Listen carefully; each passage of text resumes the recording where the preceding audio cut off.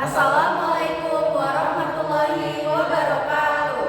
Kami dari kelompok 4 ingin mempresentasikan mengenai filsafat ilmu, mencari makna tanpa kata dan mentafsirkan Tuhan dalam alam dari Profesor Dr. Cecep Sumarna. Izin memperkenalkan diri dengan saya sendiri, Maulida Fitria. Saya Kevin Sita Putra Purnama. Saya Nurul Aulia Suryani. Saya Nabi Hanana Awalia. Saya Winnie Karina Aulia. Berikut presentasinya. Di sini untuk yang pertama ada makna filsafat, yaitu pengertian dan asal-usul filsafat yang bersumber asal katanya dari Yunani filosofia atau filosofos, yang berarti philos artinya cinta, sophia atau sophos yaitu artinya kebijakan. Lalu di sini secara harfiah cinta kebijaksanaan atau love of wisdom. Lalu filsafat adalah usaha manusia untuk mencintai, mencari, dan hidup berdasarkan kebijaksanaan. Dalam berbagai bahasa, dalam bahasa Arab yaitu falsafah, dalam bahasa Inggris filosofi, dan dalam bahasa Jerman, Prancis, dan Belanda itu berarti filosofi. Lalu di sini ada arti etimologis menurut ilmuwan. Yang pertama dari Philien dan sophos, yaitu mencintai hal-hal kebijaksanaan atau sifat. Yang kedua yaitu dari philos dan sophia, yaitu artinya teman kebijaksanaan atau benda, yaitu orang yang berfilsafat berarti berusaha memperoleh kebijaksanaan dan hidup bijak. Lalu di sini ada pandangan tokoh tentang filsafat. Yang pertama yaitu ada tokoh dari Harun Hadiwijayano, yaitu usaha manusia untuk memperoleh kebijaksanaan dan hidup bijaksana. Yang kedua yaitu adalah Adi Mudafir, yaitu cinta terhadap kebijaksanaan yang mencerminkan usaha menjadi bijak. Yang ketiga ada Socrates, yaitu dia berbicara mengenai kebijaksanaan sejati milik Tuhan. Manusia hanya dapat mendapatinya melalui berpikir kritis dan moral. Keagungan manusia terletak dari penggunaan akal budi. Yang keempat yaitu ada Pythagoras, yaitu orang pertama yang memakai istilah filosofia. Filsafat adalah usaha mencapai keutamaan mental, the pursuit of mental excellence, yaitu yang kelima ada Plato, mencari kebenaran sejati atau genuine truth. Lalu ada Aristoteles, yaitu ilmuwan yang mencakup kebenaran, mencakup metafisika, logika, etika, estetika, retorika, dan ekonomi. Lalu selanjutnya ada Al-Farabi, membahas hakikat dan alam dan kebenaran realitas. Descartes, buku pengetahuan tentang Tuhan, alam dan manusia. Lalu ada Immanuel Kant, dalam dasar semua pengetahuan dengan 3 pertanyaan pokok, yaitu yang pertama, apa yang dapat manusia ketahui atau ontologi. 2, apa yang harus manusia lakukan atau etika. Dan 3, sejauh mana manusia dapat berharap atau agama. Dan yang terakhir ada Harun Nasution, filsafat adalah berpikir rasional, logis, dan bebas dari dogma, dasar kebangsaan, dan penuh satu pemikiran. Lalu di sini ada pergeseran makna filsafat, yang pada awalnya sophia berarti kemahiran teknis atau ahli dalam bidang tertentu atau bisa disebut dengan sophos, kemudian bergeser menjadi kebijaksanaan yang lebih dan pencairan makna hidup. Dan yang ketiga yaitu Pythagoras menyebut manusia sebagai pecinta kebijaksanaan dan bukan pemiliknya. Lalu di sini ada 2 jenis filsafat. Yang pertama yaitu filsafat sebagai proses berpikir reflektif, yaitu kegiatan berpikir mendalam dan kritis. Yang kedua yaitu filsafat sebagai produk berpikir, yaitu hasil pemikiran sistematis yang menjadi disiplin ilmu. Lalu di sini ada klasifikasi filsafat menurut Nizam Muntashir 2003. Yang pertama, sikap dan kepercayaan terhadap kehidupan dan alam atau tentang etik. Yang kedua yaitu proses kritis dan skeptis terhadap kepercayaan yang ada. Dan yang ketiga yaitu adalah usaha memperoleh pandangan menyeluruh atas realitas. 4, analisis, logika, dan bahasa untuk memahami makna konsep.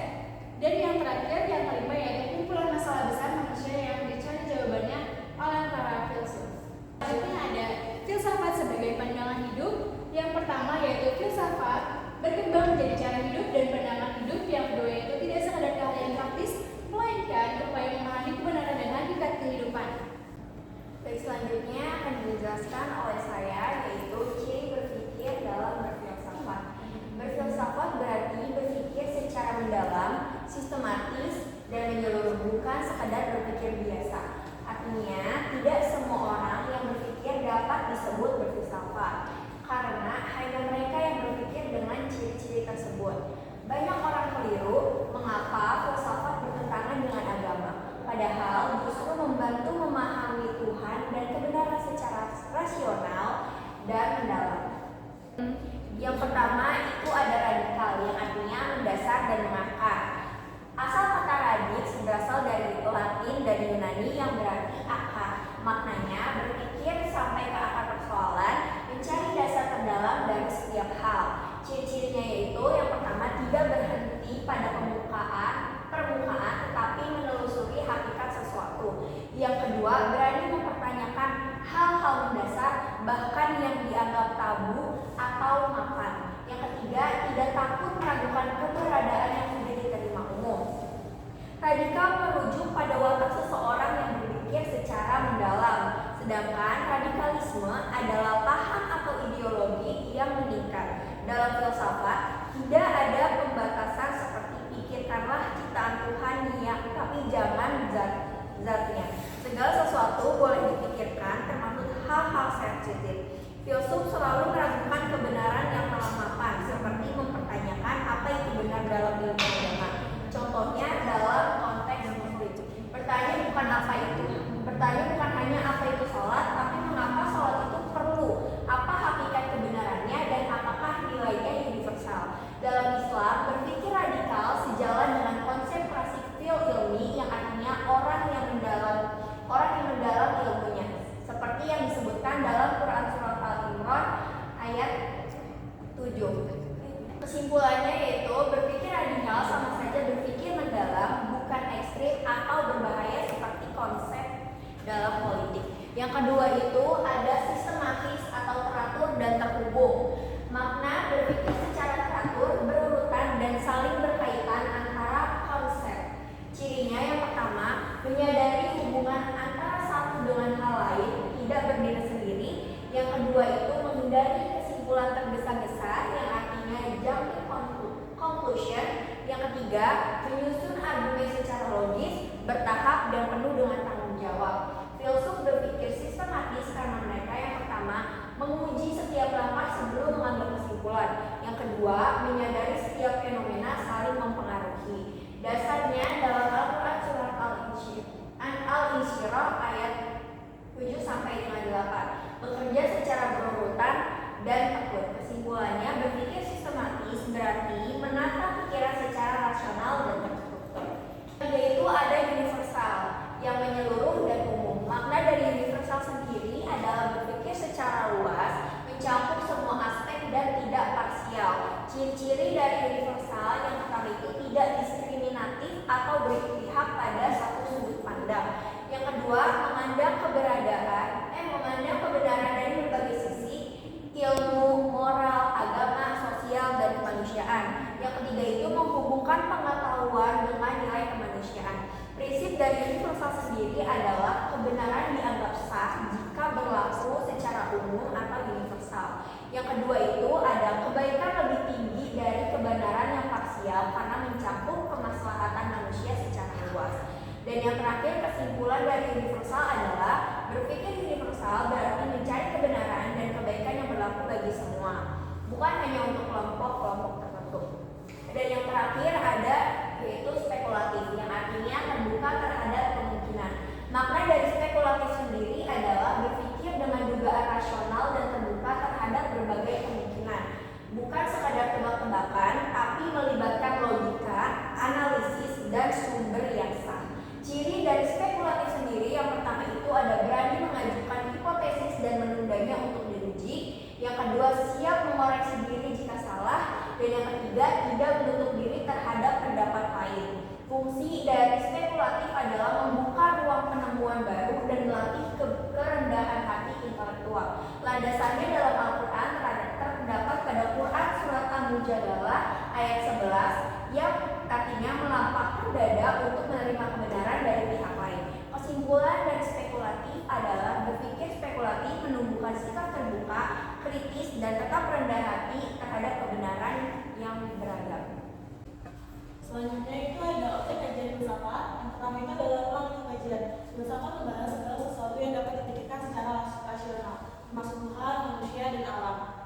Pertanyaan pokoknya itu adalah apakah manusia yang bersifat relatif dapat memahami Tuhan yang absolut dan imaterial. Dalam filsafat tidak ada batasan objek kajian selama dilakukan dengan 3 prinsip, yaitu kemendalaman atau radikal, kesistematisan, dan kespekulatifan atau rasional dan reflektif. Yang kedua itu adalah perbedaan dengan pandangan agama. Dalam Islam, pemikiran tentang zat Tuhan dibatasi.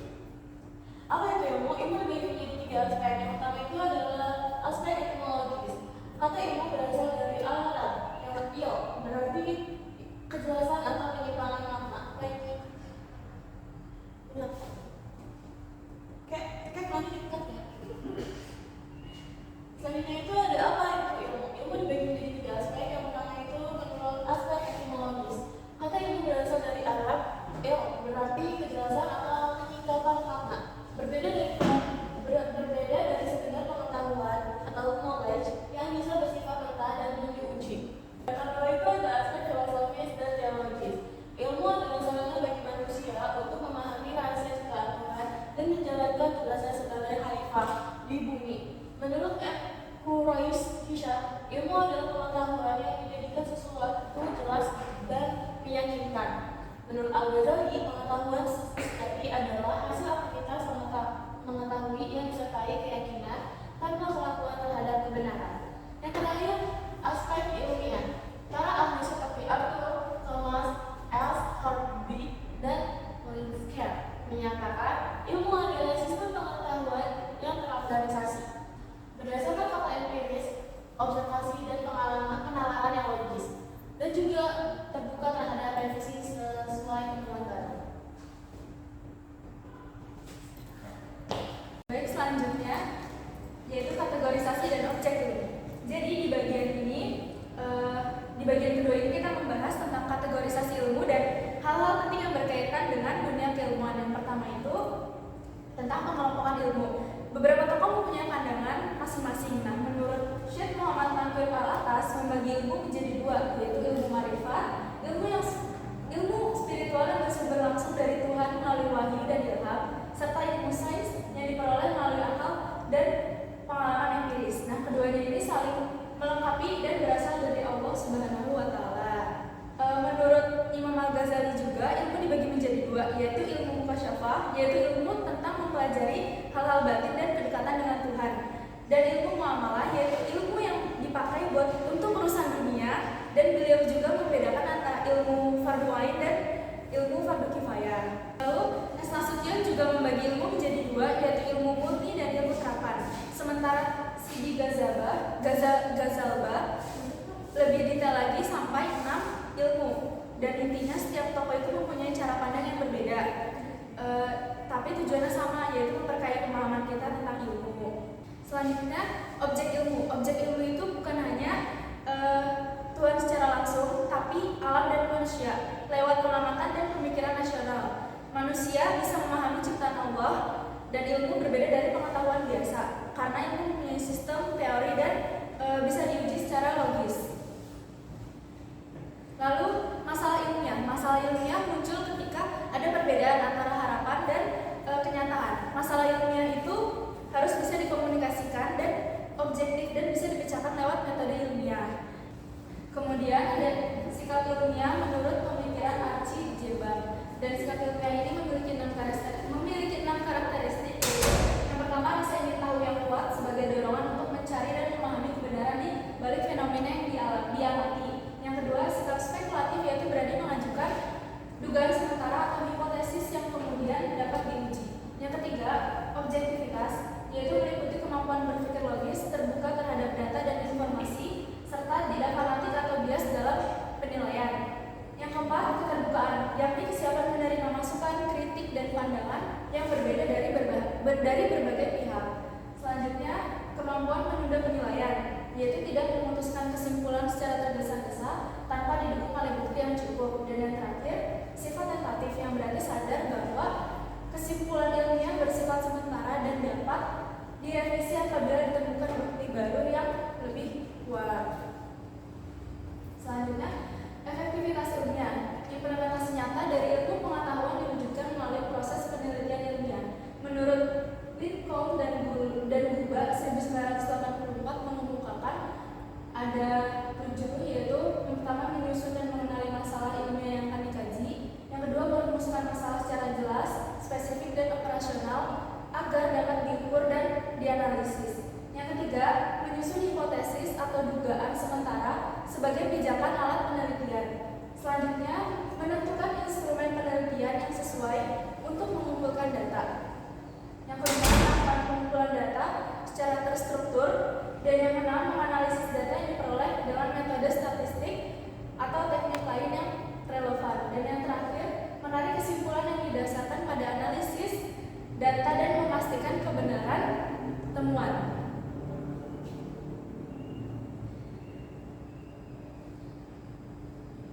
Dalam kategorisasi dan objek ilmu ini, penelitian memiliki tujuan utama untuk menemukan kebenaran ilmiah yang dapat dipertanggungjawabkan dengan proses yang bersifat sistematif, objektif, dan dapat diuji kebenarannya secara berulang. Menurut Syaifuddin Answar, penelitian memiliki karakteristik penting yang berupa tujuan yang jelas, pelaksanaan dan sistematis yang terkendali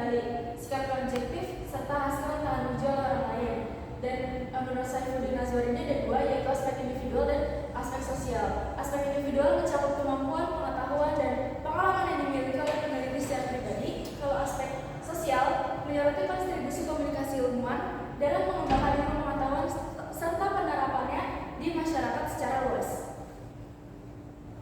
Kesimpulan umum merupakan hasil dari proses berpikir yang rasional dan sistematis dengan tujuan utama untuk memahami ciptaan Tuhan demi mencapai kemaslahatan umat manusia, baik ilmu agama seperti ilmu marifat atau ilmu mukasyafah maupun ilmu dunia seperti sains dan ilmu muamalah. Semuanya berasal dari sumber yang sama, yaitu Tuhan, dan harus digunakan dengan penuh tanggung jawab. Pertumbuhan ilmu pengetahuan terjadi melalui perbedaan pendapat, pengembangan sikap ilmiah, serta pelaksanaan penelitian yang jujur dan terbuka terhadap kebenaran, sehingga ilmu terus berkembang dan memberikan manfaat bagi kehidupan manusia secara menyeluruh. Baik, selanjutnya saya akan menjelaskan tentang posisi filsafat ilmu. Filsafat ilmu berbeda dengan ilmu filsafat. Ilmu filsafat menjadikan filsafat sebagai objek kajian, sedangkan filsafat ilmu menjadikan ilmu sebagai objek kajian dalam pendekatan filsafat. Filsafat ilmu berfokus pada sumber, metode, alat, dan sarana dalam memperoleh ilmu serta alasan mengapa ilmu harus dibangun. Ilmu harus dikaji melalui analisis filsafat agar manusia memahami dasar, nilai, dan manfaat secara lebih mendalam. Nah, terus ada objek kajian filsafat ilmu. Ini objek kajian filsafat ilmu itu ada yang pertama ontologi. Ontologi itu mengkaji hakikat ilmu dan objeknya. Yang kedua epistemologi, yaitu membahas cara atau proses ilmu diperoleh. Yang ketiga ada aksiologi, menelaah tujuan dan manfaat ilmu bagi kehidupan manusia. Selanjutnya ada analisis historis. Bagian ini menjelaskan bahwa filsafat ilmu tidak hanya menyoal sains dan metode ilmiah, tetapi juga dimensi metafisika yang lebih luas. Filsafat ilmu berkembang seiring perubahan zaman dan kebudayaan. Ia mempelajari bagaimana ilmu terbentuk, berkembang, dan berperan dalam kehidupan manusia. Menurut penulis, filsafat ilmu bersifat koheren dan universal, mencakup hampir semua bidang pengetahuan, bahkan hingga agama, karena ia memberi ruang untuk dinamika dan refleksi mendalam tentang hakikat ilmu. Selanjutnya ada sejarah filsafat ilmu.